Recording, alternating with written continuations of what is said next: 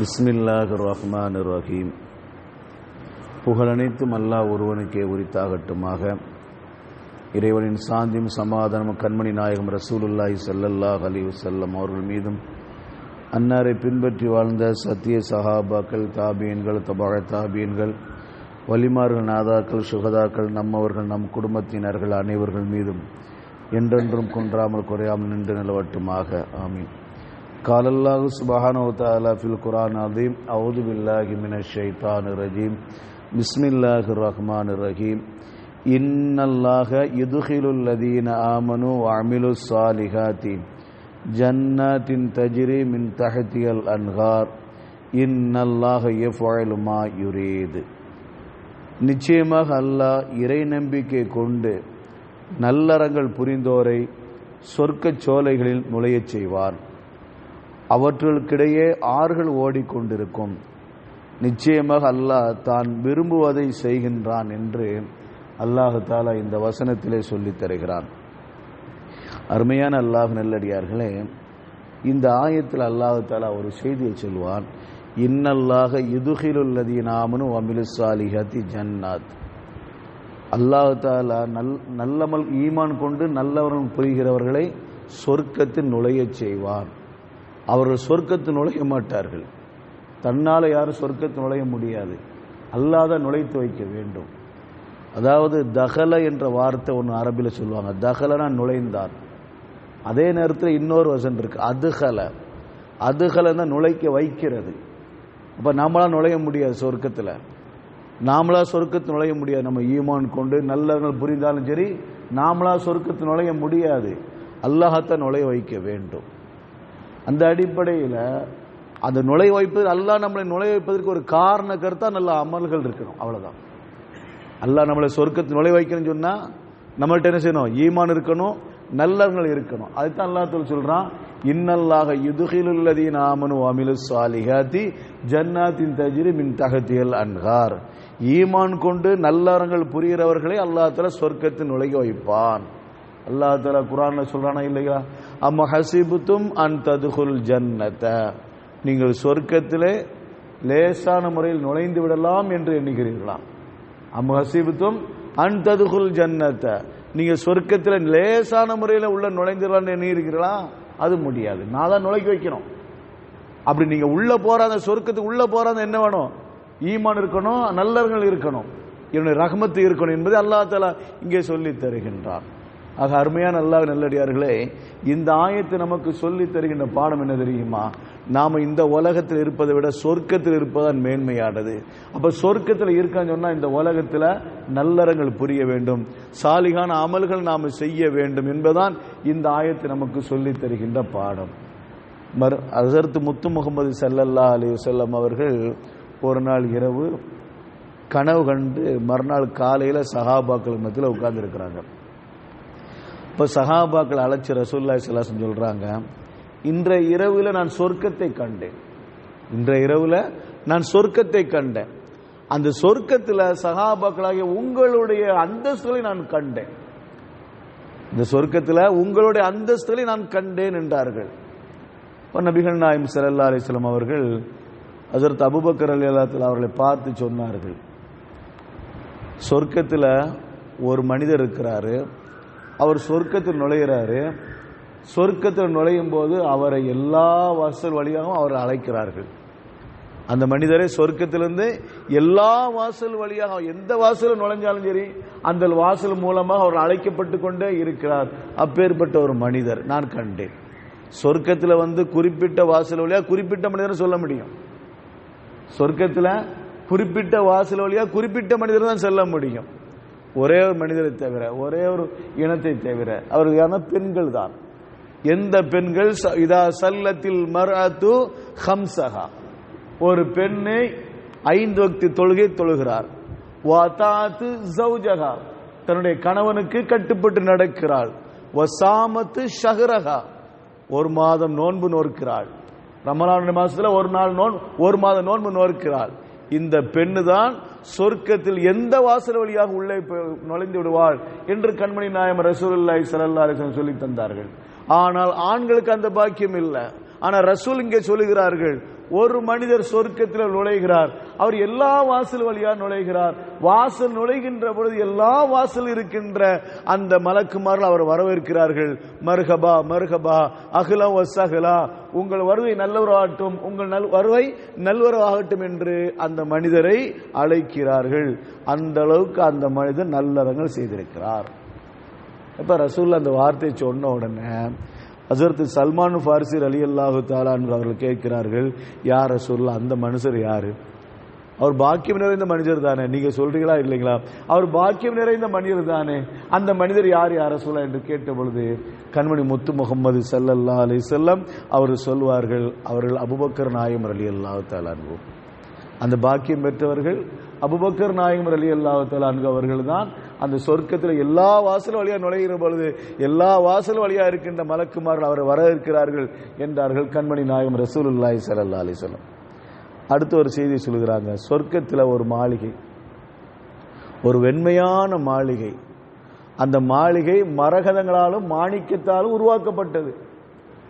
அந்த மாளிகை நான் நினைத்துக் கொண்டேன் அது நபிமார்களுக்கு உரியது என்று. அந்த மாளிகை நபிமார்களுக்கு உரியது என்று நான் எண்ணிக்கொண்டேன். அதனால அந்த மாளிகைக்கு உள்ள போகணும்னு ஆசைப்பட்டு நான் உள்ள போற, எனக்கு சொல்லப்படுகிறது இது உமருடைய மாளிகை என்று. இது உமருடைய மாளிகை என்று சொல்லப்படுகிறது. நான் ரோசத்தால் திரும்பி வந்து விட்டேன் என்று கண்மணி நாயகம் ரசூலுல்லாஹி ஸல்லல்லாஹு அலைஹி வஸல்லம் சொன்ன பொழுது ஹஜ்ரத் உமர் நாயகம் ரலியல்லாஹு தஆலா அழுதார்கள், யா ரசூலல்லாஹ் நான் உங்க விஷயத்துல ரோசப்பட போறேனா, நான் உங்க விஷயத்துல ரோசப்பட போகிறேனா யா ரசூலல்லாஹ், நீங்க நுழைந்து பார்த்து வந்திருக்கலாமா இல்லைங்களா என்று ஹஜ்ரத் உமர் நாயகம் ரலியல்லாஹு தஆலா அழுதார்கள். அடுத்தபடி இப்படி ஒவ்வொரு சஹாபாக்கள், உஸ்மான் ரலியல்லாஹு தஆலா அன்ஹு, அலி நாயகம் ரலியல்லாஹு தஆலா அன்ஹு, இப்படி ஒவ்வொரு சஹாபாக்களுக்கா அவங்களோட அந்தஸ்தை பத்தி பேசிக் கொண்டிருக்கிற பொழுது கடைசியாக ஒரு சஹாபியை பத்தி ரசூலுல்லாஹ் சொல்றாங்க. கண்மணி முத்து முகமது ஸல்லல்லாஹு அலைஹி சொன்னார்கள், அப்துர் ரஹ்மானே நீதான் என்னிடத்தில் கடைசியா நீ வந்த, நீதான் என்னிடத்தில் கடைசியாக வந்த. நான் நினைத்து கொண்டேன் நீ என்கிட்ட வரமாட்டியோன்னு என்று. தாமதாம பார்த்து லேட்டாவது தாமத பார்த்து நீ என்கிட்ட வராம போயிருவியோன்னு சொல்லி கவலைப்பட்டுக்கிட்டு இருந்தேன். ஆனா கடைசியா நீ வந்துட்டீங்க. என்ன காரணத்தினால் நீங்க கடைசியா வந்தீங்க? இவ்வளவு நேரம் உங்களை தாமதப்படுத்துவதற்கு காரணம் என்ன? கண்மணி முத்து முகமது ஸல்லல்லாஹு அலைஹி வஸல்லம் செய்தி சொல்வார்கள், என்னுடைய தோழர்களிலே கடைசியாக சொர்க்கம் செல்லக்கூடியவர்கள் ஹஜ்ரத் அப்துர் ரஹ்மான் இப்னு அவுஃப் ரலியல்லாஹு தஆலா அன்ஹு. என்னுடைய தோழர்களில் கடைசியா சொர்க்கம் செல்லக்கூடியவர்கள் அப்துர் ரஹ்மான் இப்னு அவுஃப் ரலியல்லாஹு தஆலா அன்ஹு. காரணம் என்ன தெரியுமா? அவங்கள்ட்ட இருக்கின்ற பொருளாதாரம். இன்னைக்கு பொருளாதாரத்தை நாம பரக்கத்து நினைச்சுக்கிட்டு இருக்கிறோம். இன்னமும் அம்வாலுக்கு அவுலாதுக்கு ஃபித்னா, உங்களுடைய ஆண் மக்களும் உங்களுடைய செல்வங்களும் உங்களுக்கு சோதனை களம் என்று அல்லாஹ் தஆலா சொல்லி தருகிறான். ஆனா அதைத்தான் இன்னைக்கு நாம என்ன செஞ்சிருக்கோம்? அது ஒரு பரக்கத்து பொருந்தியது என்று நினைத்து கொண்டிருக்கிறோம். அல்லாஹ் தஆலா அந்த பொருளாதாரத்துக்குரிய அந்த கடமையை நிறைவேற்றினால் அது மேன்மையானது. ஆனா அந்த பொருளாதாரத்துக்குரிய கடமையை நிறைவேற்றினால் அதை விட சிக்கலானது வேற எதுவுமே கிடையாது. அல்லாஹ் ரப்புல் ஆலமீன் நம்ம யாரிடமும் கையேந்த அளவுக்கு தன்னிறைவாக வாழ செய்வானாக. அதே நேரத்தில் அந்த பொருளாதாரத்துக்குண்டான ஜக்காத்தையும் அதை நிறைவேற்றக்கூடிய நசீபை நம்ம அனைவருக்கும் தந்தல் புரிவானாக. இந்த சஹாபியை குறித்து ரசூலுல்லாஹ் சொன்னார்கள், கடைசியா சொர்க்கம் வரக்கூடியவர்கள். அதைத்தான் ரசூல் சொல்கிறார்கள், அப்துர் ரஹ்மானே நீ என்னிடத்தில் வருவதற்கு தாமதமாகிவிட்டது, எங்கே நீ வராம போயிருவே நான் பயந்துகிட்டு இருந்தேன்ப்பா, என்ன காரணம் நீங்க தாமதமாகிட்ட வர்றதுக்கு? அப்ப அப்துர் ரஹ்மான் இப்னு அவுஃப் ரலியல்லாஹு தஆலா அன்ஹு அவர்கள் சொன்னார்கள், யா ரசூலல்லாஹ் சம்பாத்தியத்தை நீ எப்படி சம்பாதிச்ச, எப்படி செலவழிச்ச? மின் ஐன இக்தசப்தஹு ஓ மின் ஐன ஃபீமா அன்ஃபக்தஹு, எப்படி நீ சம்பாதிச்ச, எப்படி செலவழிச்ச? இதை பத்தி அல்லாஹ் தஆலா கேள்வி கேட்டான். அதெல்லாம் கணக்கு கொடுத்து வருவதற்கு தாமதமாயிருச்சு அப்படின்னு அப்துர் ரஹ்மான் இப்னு அவுஃப் ரலியல்லாஹு தஆலா அன்ஹு சொன்னார்கள்.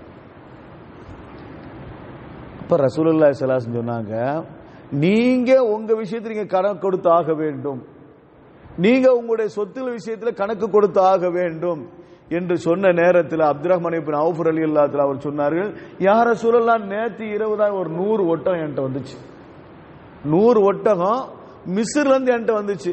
அது அத்தனை நான் அல்லாஹ்வுடைய பாதையில மதீனாவில் உள்ள ஏழைகளுக்கு நான் கொடுத்து விடுகிறேன் யா ரசூலல்லாஹ், நான் அதை நான் கொடுத்து விடுவேன் யா ரசூலல்லாஹ், இனிமே அந்த விஷயம் எனக்கு வேண்டாம் யா ரசூலல்லாஹ். இப்ப மேல ஒரு செய்தி சொன்னாங்க ரசூலுல்லாஹி ஸல்லல்லாஹு அலைஹி வஸல்லம். அந்த சஹாபியை குறித்து மேல ஒரு செய்தியை சொல்றாங்க, அப்துர் ரஹ்மான் நீங்க சொர்க்கத்தில் இழுத்து வரப்படுவீர்கள், நீங்க சொர்க்கத்துக்கு இழுத்து வரப்படுவீர்கள் என்று சொன்னார்கள். ஏன் யார சொல்ல நான் இழுத்து வரப்படும்? உங்கள் கால்கள் கட்டப்பட்டு இருக்கிறது, உங்களுடைய கால்கள் கட்டப்பட்டு கொண்டிருக்கிறது, நீங்கள் இழுத்து வரப்படுவீர்கள். அப்ப அந்த கால் அவுக்கிறதுக்கு நான் என்ன செய்யணும் யார சூழல்லாம்? அந்த கால் அவிழ்க்கப்படுவதற்கு எனக்கு என்ன செய்யணும் யார சூழல்லாம்? கண்மணி முத்து முகமது ஸல்லல்லாஹு சொன்னார்கள், உங்கள் சொத்துக்கள் அனைத்தையும் அல்லாஹ்வுடைய பாதையில நீங்க கொடுத்துருங்க. உங்களுடைய சொத்துக்கள் அனைத்தையுமே அல்லாஹ்வுடைய பாதையில் நீங்க கொடுத்துட்டீங்கன்னா நீங்க சொர்க்கத்தில் நடந்து வருவீர்கள், நீங்கள் சொர்க்கத்திற்கு நடந்து வருவீர்கள் என்று சொன்னார்கள். அந்த சஹாபி யா ரசூலல்லாஹ், என்னுடைய சொத்துக்கள் அத்தனையும் அல்லாஹ்வுடைய பாதையில் நான் கொடுத்து விட்டு தன்னந்தனியாக வருகிறேன் யா ரசூலல்லாஹ் என்று அந்த சஹாபி போனாங்க. அதுக்கடுத்து கொஞ்ச நேரத்தில் கண்மணி முத்து முகமது ஸல்லல்லாஹு அலைஹி வஸல்லம் அவர்கள் அந்த சஹாபி வர சொல்லுங்கன்னாங்க. அந்த சஹாபி வந்தாங்க. இப்போ ஜிப்ரீல் அலைஹிஸ்ஸலாத்து வஸ்ஸலாம் எனக்கு ஒரு செய்தி அனுப்புனாங்க, நீங்க ஜக்காத்தை முறையா செலவழிச்சு ஏழைகளுக்கு என்ன செய்யணும், தானம் தர்மம் செஞ்சு ஏழைகளுக்கு உணவளித்தால் உங்களுக்கு அந்த சிக்கல் இருந்து நீங்கிவிடும், நீங்கள் கால்களால் சொர்க்கத்துக்குள்ள வந்து நடந்து வருவீர்கள். அதனால் இந்த காரியத்தை செஞ்சாலே போதும், ஒட்டுமொத்த சொத்துக்களை நீங்க அல்லாஹ்வுடைய பாதையில் கொடுக்கணும் அவசியம் இல்லை என்ற செய்தியை ரசூலுல்லாஹி ஸல்லல்லாஹு அலைஹி வஸல்லம் சொல்லியும் அந்த சஹாபி ஏழைகளுக்கு யா ரசூலல்லாஹ், ஏழைகளுக்கு நான் உணவளிப்பேன், ஏழைகளுக்கு தர்மங்கள் அதிகம் செய்வேன் என்று அந்த சஹாபி என்ன செய்தார்கள், ரசூலிடம் சொல்லிவிட்டு சென்று விட்டார் என்பது ஒரு வரலாற்று செய்தி. இங்கே நமக்கு நோக்கம் என்ன தெரியுமா? கண்மணி முத்து முகமது ஸல்லல்லாஹு அலைஹி வஸல்லம் அவர்கள் ஒவ்வொரு சஹாபாக்குடைய அந்தஸ்தை பற்றி பேசிக் கொண்டிருக்கிற பொழுது அப்துர் ரஹ்மான் இப்னு அவுஃப் ரலியல்லாஹு தஆலா அவர்களை குறித்தும் பேசினார்கள். ஆனால் இங்கு அப்துர் ரஹ்மான் அவுஃப் ரலியல்லாஹு தஆலா அவர்கள் சாதாரண சஹாபி அல்ல, அவர்களை பற்றி நாம் விளங்கிக்கணும். ஏன்னா அந்த சஹாபி தொட்டதெல்லாம் பொன்னாகும் சொல்றோமா இல்லைங்களா? நம்ம அதிகமாக சொல்லியிருக்கோம், அவர்கள் எதை தொட்டாலும் அது பொன்னாகும். மதீனாவுக்கு வருகிற பொழுது அவர்களை இன்னொரு சஹாபியோடு இணைத்து ஒரு தோழராக ஏற்படுத்தினார்கள், சகோதரராக ஏற்படுத்தினார்கள். அப்ப அந்த சகோதரர்கிட்ட ஒரு செய்தியை கேட்டாங்க, என் சொத்து எல்லாத்தையும் நான் மக்கால விட்டு வந்துட்டேன், இப்ப நான் தன்னந்தனியா வந்திருக்கிறேன், உங்க சொத்திலிருந்து எனக்கு ஒரு பகுதி எனக்கு தேவையில்லை. ரசூலுல்லாஹ் சொல்லிட்டாங்க நம்ம ரெண்டு பேரும் சகோதரன்ட்டு, அதனால உங்களுடைய சொத்துக்களை எல்லாம் எனக்கு எழுதி வைக்கணும்னு சொல்லிட்டீங்க நீங்க ரசூலுல்லாஹ்ட்ட.